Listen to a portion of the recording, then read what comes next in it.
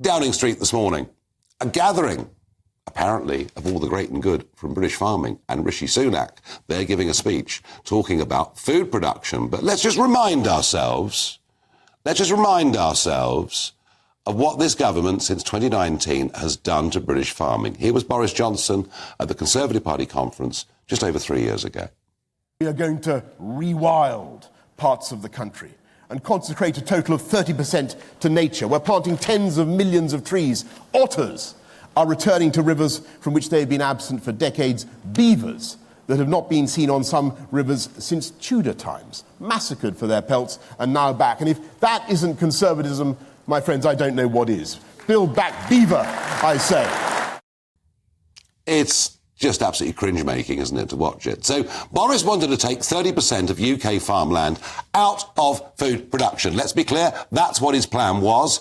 And also, of course, the mad rush to net zero has meant that much of our good farmland and some of our less good farmland has been turned over, of course, to solar farms.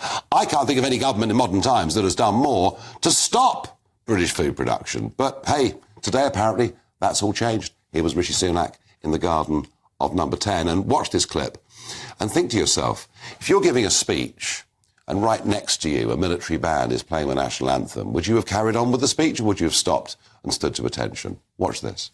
That's why today it's the second Farm to Fork Summit. We said we would start this, and oh, there we go, fantastic. And I'm very keen to make sure that we do keep producing more of the nation's food because this issue matters to me personally. Today we're doing something that many of you have asked us to do rightly for years, and that's to publish our first ever draft UK-wide food security index, which I think is a landmark moment in this conversation. We've committed to publishing it annually. It will allow us to monitor and keep an eye on in-year shocks and make sure that we can maintain our commitments on food production as set out in our food strategy and ensure that we back you all the way. So the band are doing it better than me. Let me just close with saying an enormous thank you and enjoy the morning. Well, 2 points there. The first is, I'm told many in the crowd did stand to attention because, the band were playing the national anthem. Sunak chose not to. Well, that was an odd choice. But what about the content of what he had to say? We're on your side. We're with you. And we're going to appoint a new commissioner for tenant farming. Yes. What we're going to do is bureaucratise farming even more. And that's really, really going to help you. And we're going to launch a new food security index to measure how much of the fruit and veg that we consume is produced in this country. Well, it is just pure electioneering. And as I say, it runs completely contrary to everything that we tried to do in Boris Johnson's time. But I guess that's politics. Well, I said all the great and the good of British farming were invited. One person who wasn't invited is Liz Webster from Save British Farming. And Liz has been in the studio before with us. Liz, of course, very much behind the recent farming protests. So they didn't want you there? No, we didn't get an invitation. Why? I don't know. You would have thought we'd be invited, but also Farmers Weekly weren't invited. That is the one magazine that really, really is about farming. Even Jeremy Clarkson talks about Farmers Weekly, but Rishi left them out. So that really shows he wasn't serious about farming. Yeah, and you saw the point I made about government policy was rewilding, the encouragement of solar farms, and now suddenly they want us to produce more of our own food.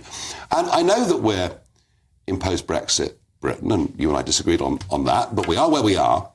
And I understand that after 47 years of accepting policy from elsewhere, we have to start thinking for ourselves. And I get that that's not always going to be an immediate or smooth transition. But, what is the real... this is just pure electioneering today. What is the real message to farming from government? Well, it is pure electioneering, and it's trying to make out that if they're re-elected, I guess, that they will start to listen. But quite frankly, it's very, very late in the day. Anything he said today, we know we're facing a Labour government, even if we don't have enough farmers anyway. If they do decide to vote for the Conservatives, which I don't think a lot of them will, they're not going to get these promises delivered.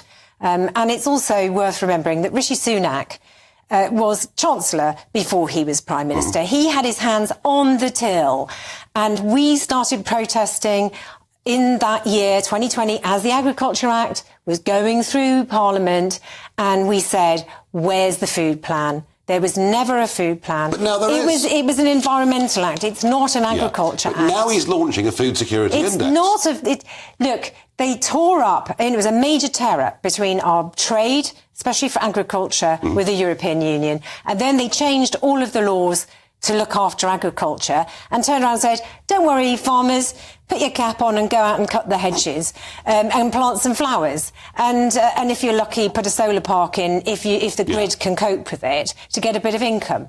And largely that's what they've done to us. And yeah, I probably wasn't invited because if I had the opportunity to ask Rishi something, this is exactly what I'd be saying, because we're now in a really dangerous situation on food.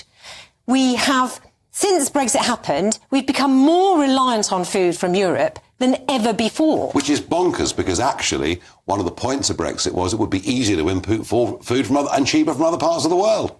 Well, but we always imported food from all around the world, Nigel. But anyway, but it should be easier now. No, because we've got worse terms since Brexit. Outside the CEP, we've got worse deals now. Now we're out of the European Union. Which is completely insane. On net zero, you mentioned solar farms a moment ago, and the government, the big drive to net zero, the same thing happening across the whole of Europe, of course, and many regulations on nitrates, etc. Big protests in France, big protests in the Netherlands and elsewhere, protests here.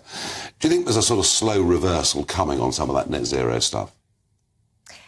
I really can't say. We need to drive the economy somehow, and the money is there in solar farms.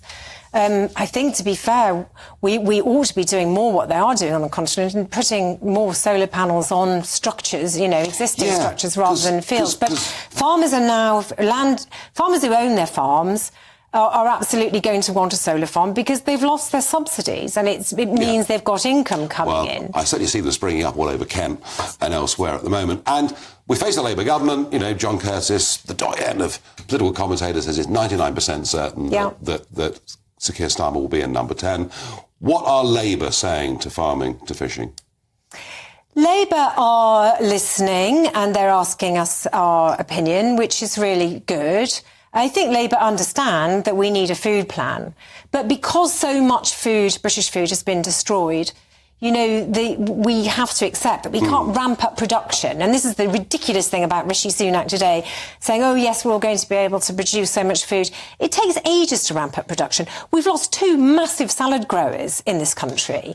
They've done nothing to help that. They've actually didn't help the fertiliser plants to keep open. They wanted a £10 million... That was an odd one, wasn't it? Yeah, a £10 million loan. So now we're reliant on imported fertiliser. There is nothing that they've done, which is good, but it means we're more reliant on food than ever. So I would say we need to reduce these dreadful trade barriers, and these new checks that have come in, are a disaster. I honestly don't understand why we're doing that. We need to make sure that we don't get for biosecurity. That is one of the issues. Yes. But there is such a thing as trusted traders, and we do know there are reputable people that regularly sell stuff. Anything that comes from anywhere in the world via Rotterdam gets shoved in. Yeah, it's very... And that's the problem with leaving the European Union so quickly. Hang on a second. The biosecurity problem's there whether you're members of the European Union or not. It's a question because we were members of a central system, which meant it was filtered through. So we were sort of a member of like a liver almost, which filtered it through. We've still got to think about biosecurity. But the fact we're putting checks on at this moment in time seems nuts to me. The simplest thing to do, Food production is the key to this. And you're arguing that food production has reduced since they've been in government. Do you think these words today will actually encourage more people to grow food? You don't, do you? Well, the only way they're going to encourage farmers to grow is by putting money in their pockets and giving them a policy and a food plan. What subsidy? At the moment, we're being subsidised to do environmental things. We're not being encouraged, and there's so much risk involved in growing food. And we've got food on our shelves now, which is being labelled British, which isn't British, undercutting us, and it's causing massive, massive problems. Farming, politically, always very difficult, but I do think one of the things we've got here is a government that seesawed over the course of the last 5 years and left much uncertain. We will come back to farming, fishing and many other complications in the weeks and months to come.